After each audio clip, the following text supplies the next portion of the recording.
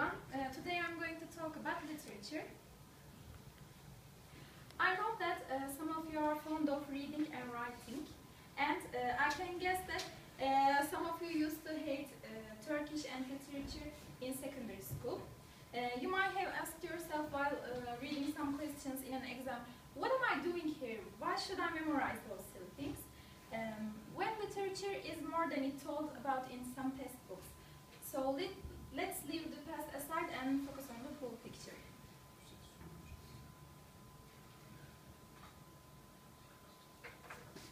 My first reason is writing and talking about literature or reading and writing anything improves your communication skills. The more you read, the more you express yourself in oral or written way. By expressing your thoughts and feelings clearly, you communicate with others well. Secondly, I would like to talk about imagination. Reading books cultivates the imagination. It helps you to create new works and thoughts in any area. Let me give you an example. Orhan Pamuk has created one of his most successful books, The Black Book, through his inspiration from an Ottoman poet named Şeyh Galip and his story Hüsnü Aşk. Thirdly, literature has a strong relation with social sciences like philosophy, sociology, psychology, religion, and especially politics. How would you react if I tell you the fact that Turkish Republic established through literary works? In early 90s, some Ottoman authors and poets had begun to create some works about nationalism, equality, and freedom. Then they had published some magazines and newspapers and established associations for their movement. Lately, one of those associations has turned into a political party named Unity and Progress Party, or in Turkish, İttihat ve Terakki Fırkası. Many of its members allied to the Turkish War of Independence. There are lots of examples about this fact.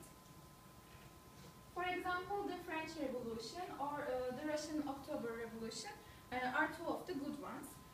That's the reasons why tyrants and dictators hate literature, banning or strictly controlling it.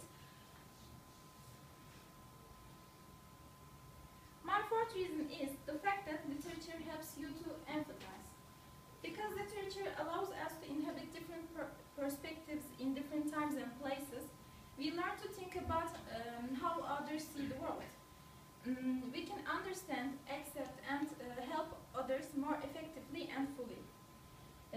What is it like to be a teenage girl, a Jew in Nazi Germany? You can experience that by reading Anne Frank's diary. And how would you feel if you revolt against the local landowner? You can experience that by reading Mehmet My Hope from Yaşar Kemal. And my fifth reason is discovering the extraordinary roles of authors and poets. For example, one of the most successful writers in the world, Yaşar Kemal, had an interesting life. Kemal had a difficult childhood because he lost his right eye due to a knife accident when his father was slaughtering a sheep on Eid al-Adha for him. He also had to witness as his father was stabbed to death by his adoptive son Yusuf while praying in a mosque, and Yaşar Kemal was just 5 years old. He cried during the night of this murder, saying, "My heart hurts." This traumatic experience left Kemal with a speech impediment, which lasted until he was 12 years old. After he left his school, he worked as a laborer clerk, tractor driver.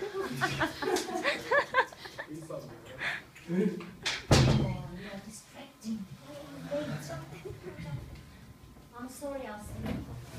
I just don't like this being late. I'm not going to take you from now on. Okay, and I'm going to stick to my promise. It's 1:04 past 1. After he left his school, he worked as a laborer clerk, tractor driver, and temporary teacher. He was also put in prison several times because of being a socialist, but he never gave up creating his work and fighting for his action. My second example is Aşık Veysel Şatıroğlu. He has lost his left eye because of a smallpox outbreak.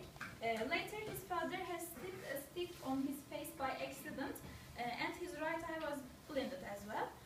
He was the first because of not being able to ally to military service in First World War. He also left from his first wife. His parents passed away in 18 months, and two of his children died when they are just infants. But he never gave up from loving people, music and nature, and his extraordinary talent was discovered. After then, he went to Ankara with his best friend Ibrahim on barefoot, under tough winter conditions in 3 months. He was hosted there and became a music teacher in village institute. He also created the first orchard in his hometown, and his apple trees are named from local people as Veysel apples. There are lots of examples of this fact, such as Cemal Süreyya, Sabahattin Ali, or Nazım Hikmet in Turkish literature, and lots of in other countries. By reading their work and their biographies, you might become fascinated after discovering the similarities between them. You may also get inspired from their success through their difficulties in life. And my sixth reason is feeling better.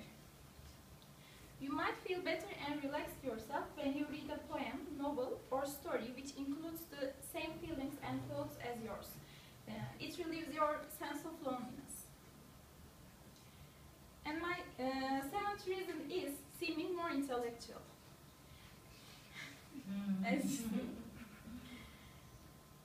For example, you can read a Turgut Uyar poem to your girlfriend,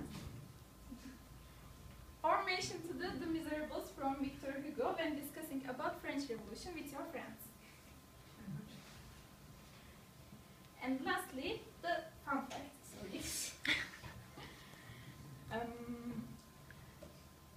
Literature is intensely fun.